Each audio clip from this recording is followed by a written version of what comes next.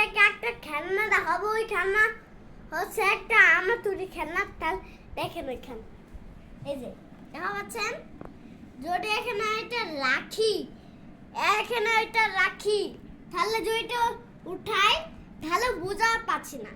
এটা তুলি এবার উল্টাই তাহলে বোঝা যায়।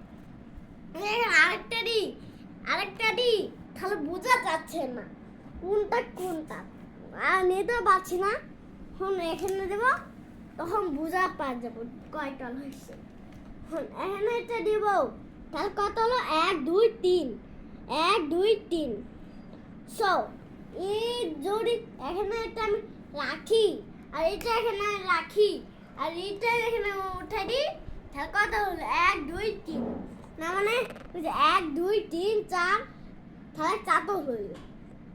এটা এখানে দিই, তাহলে কত হলো? একই তলা, 2 2। এখানে 2 2 তলা হয়েছে, যেন কত তলা হয়েছে? 2।